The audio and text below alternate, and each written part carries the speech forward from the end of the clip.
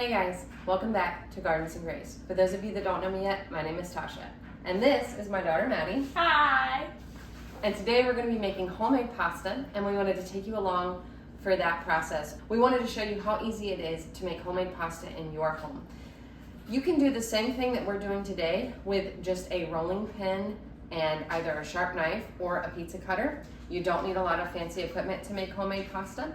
We're going to be using something that we got off of Amazon. It's a pasta maker that we got off Amazon that will help us roll out and cut our pasta, but you definitely don't need that. You could also use a pasta attachment for a KitchenAid mixer to help you roll out and cut your dough. But also, we're going to be making this pasta today with an all-purpose flour. I prefer 00 flour whenever making pasta because the texture is just a little bit better. But you can do it with an all-purpose flour, and that's what we're going to be doing today, and we're going to show you that process. There are only a few ingredients required for making pasta, and that is flour, eggs, a little bit of oil, possibly a little bit of water, and some salt. And here I have 2.5 cups of flour, and I'm making a well in the middle of this flour, so I'm just trying to make a hole and make the sides really tight so that I can put my eggs inside of that hole and then incorporate the flour slowly. Now, for me, this does not go completely according to plan. I did not get that well big enough, nor did I get these sides high enough. But that's how things go sometimes in the kitchen, and sometimes when we're cooking, we can make mistakes. But luckily, I was able to pull this pasta back together. That's the thing about this. You know, you can make a mistake, but it's easy to just put it back together. There's only a few ingredients, and you really just need to get it all incorporated well, and as long as you can do that, your pasta is going to come out just fine. Now, I'm using 5 eggs in this recipe. The recipe actually calls for 4 eggs. I'm using 5 because these are eggs from my chickens, and they are not large eggs. They're medium large, but they're not quite large enough. So to make sure I have enough, I start with 4, and then you'll see I add that 5th one in later. So the goal of what I'm doing now is just trying to incorporate the eggs slowly into the flour. I'm kind of beating them first just to get them mixed up together, and then kind of slowly incorporating the flour. Now I'm going to add in the salt. I'm using a pink Himalayan salt here. The thing about this is because our pasta only has a few ingredients, we do want to use high quality ingredients, which is why I like that 00 flour I was talking about earlier. So I'm going to use a good salt here. And then it's just back to mixing it in, kind of slowly folding it in. You'll see here's where that's where the problem comes in, and it just spills all over the counter out of the frame, but that's okay. So what I do is I just kind of scoop the egg right back into the flour, throw the flour over it, just kind of pulling it all together as best as I can and getting it all to combine. It still works out just fine. I wind up with a great texture. No worries. So once I've got the egg kind of dried up somewhat with the flour, I'm just kind of using the fork to scrape it all back together. It's a very messy process, which is why the well is a good idea, but nonetheless, we work with what we have. So I'm just kind of scraping the egg off the counter and just bringing everything back together so I can get it combined. So now we are back in business, and it's time to add that 5th egg into the mixture. And here I'm just repeating that process of making a well. Because there's only 1 egg, I definitely don't need to make it as big.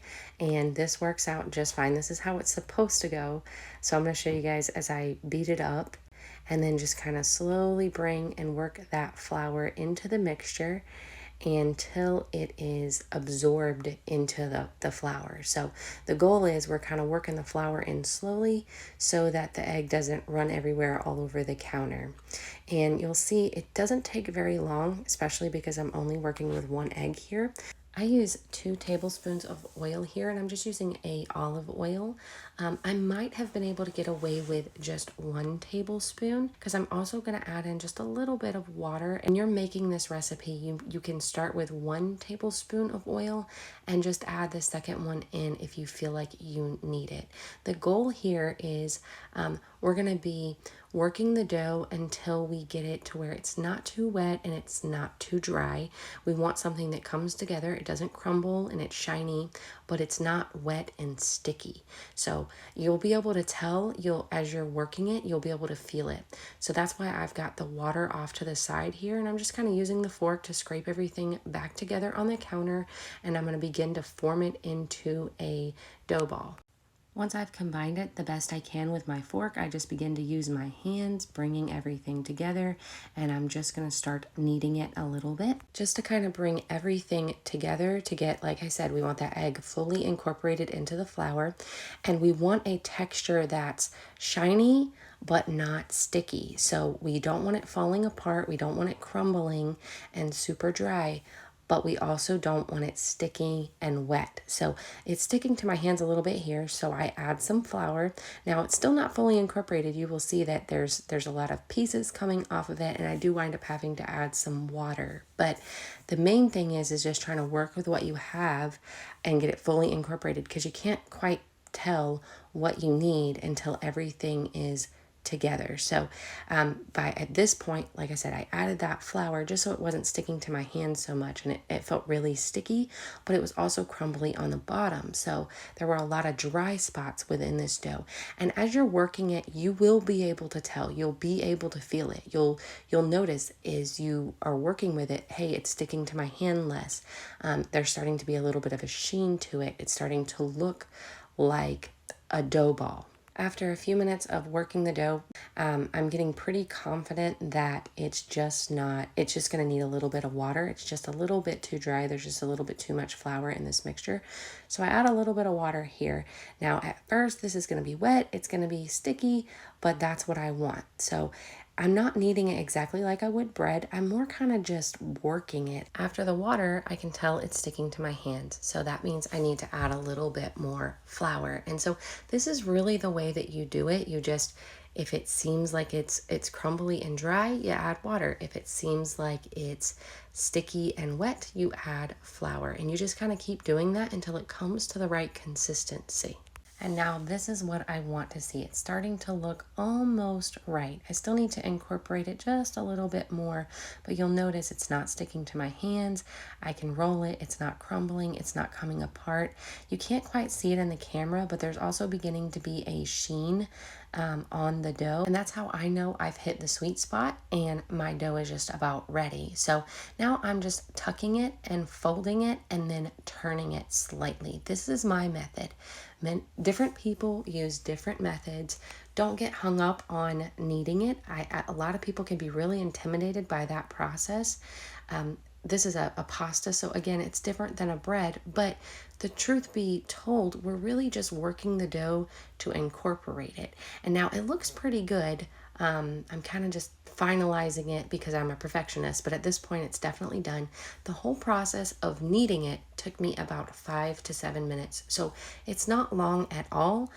Anybody can do this, and it's really easy. So you'll see I kind of just switched to one hand, and now you can kind of see in the camera that sheen that's beginning to form on the dough. Again, it's not sticky, but it looks a little bit shiny, just a little bit. There's still some flour on the outside, and that's okay. We don't mind that. We don't want it too wet. So it's going to be slightly glossy, but there's still a little bit of that flour coating you can see as well. This is about done. I'm just kind of shaping it a little bit into a ball, and then I kind of flatten it out because we don't want it puffy.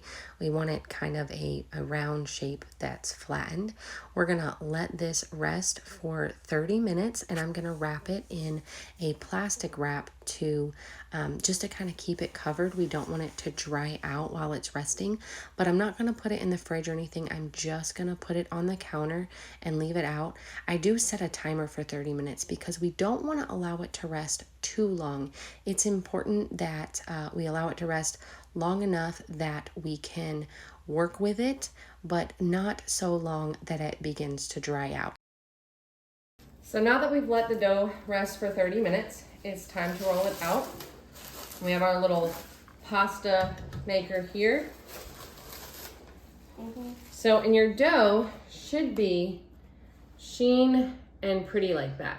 So it shouldn't be too sticky, but it's also not gonna be dry and lumpy. We don't want it to stick when we roll it out. We're gonna use flour because we don't want it to stick when we roll it out. And we're gonna cut the dough in half. A lot of people will then just cut it in fourths. We're actually gonna cut it into 8 parts because it's easier to work with.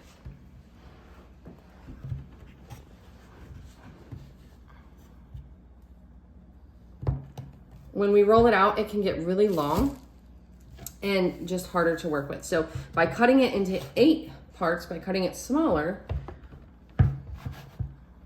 that makes that process a bit easier. So now we're just gonna kind of roll it out and flatten it out. And so we have something that looks like that. Now we're gonna take our pasta maker over here and we're gonna make sure it's set on the lowest setting, which on ours is a 1. Okay, Maddie, you wanna roll? Yes. Let me squish it. Okay, squish it. Is that the wrong way? That way, other way. Okay, and then this is gonna kind of roll it down. So it looks like this once we flatten it out. Now we're gonna fold it in half. Maybe get just a little bit of flour on it.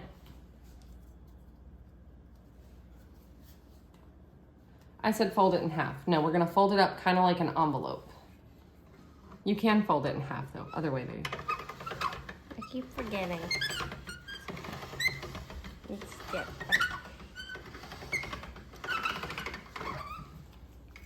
And now it looks like this. We're gonna put it through here one more time, still on 1.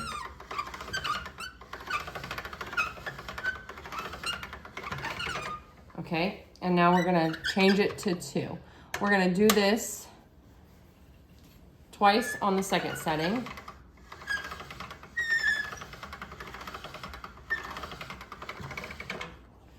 One more time.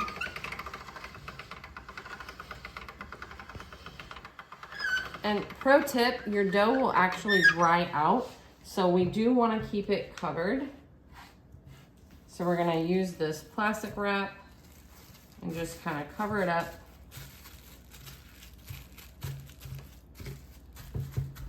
Just cover it a little so that it doesn't dry out. Okay, we're going to put it on 3.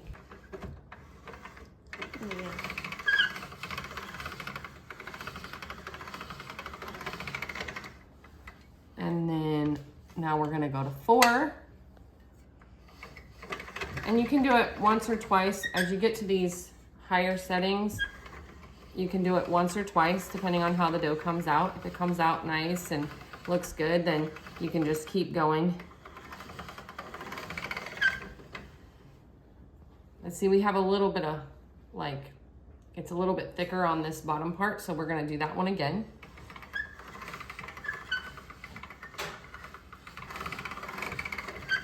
Perfect.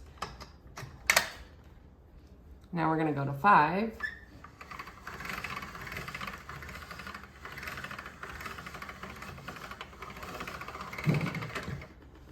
Okay, and now we're gonna go to 6, and we're gonna stop at number 6 this time.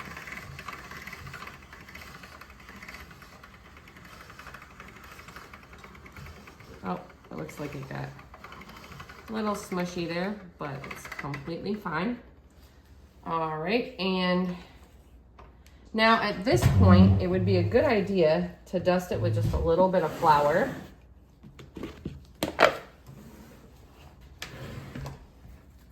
We're just gonna put it right on the table here. We're gonna dust it with just a little bit of flour, just so it goes through the roller.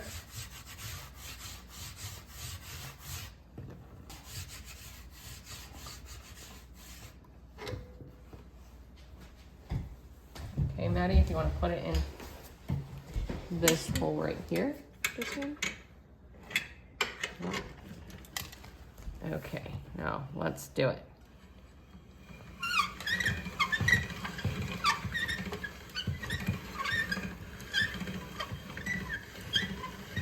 I think I'm letting some of it fall, but that's okay. Keep going. And that is pasta. Now what we're gonna do is dry it. And best practice, if you wanna cook it the same day, you can let it dry for like an hour. You could also dry it for a longer period of time, like 24 hours, and then freeze it, and it will keep for quite some time. We do that a lot. We actually will make up pasta when we have some extra time and then let it dry, like I said, for 24 hours, and then we put it in the freezer. So if you put it in the freezer to cook it after that, you're gonna pull it out and it's gonna cook for about 6 to 7 minutes. If we're gonna use it for the same day, we're gonna let it dry for an hour, and then we're gonna cook it for about 3 to 5 minutes in boiling water. So it's not gonna take nearly as long as the dried pasta that you buy from the grocery store. Pasta made this way is so much more flavorful, it tastes so much better, and it's so much better for you. Now we have 7 pieces left that we're gonna do the exact same process with, and that will give our family enough flour. This makes about 8 servings or so. So for us, we're a larger family, so, and we really like pasta. So this is the right amount for us. You could, if you wanted to, make up this amount and then save half of it. If you're a family of 2 or a family of 3, you could save half of this pasta, put it in the freezer for later, and cook half today. And that would provide a lot of pasta. So we're gonna keep going and roll out the other 7 dough balls that we have here and finish making our pasta. But I hope you got a lot out of this video. I hope that you're making pasta in your kitchen. Leave me some comments down below. Let me know if you found this video helpful and anything else that you would like to see us do, any other cooking projects you would like to see us do. But we're gonna go ahead and roll this pasta out so we can have dinner for our families. Thank you guys so much for hanging out with us today. May your garden and your kitchen be filled with grace, and may you be abundantly blessed. We'll see you next time. Goodbye. If you made it this far in the video, first, thank you for watching. And second, please consider liking and subscribing. It will help ensure that you see all of our content as it comes out. It will also tell YouTube that you found value in this video, thereby pushing it out to more people. And if you found value in it, maybe somebody else will as well. Also, if you're new around here, please consider leaving a comment down below. We're trying to create community. I try to respond to as many comments as I possibly can.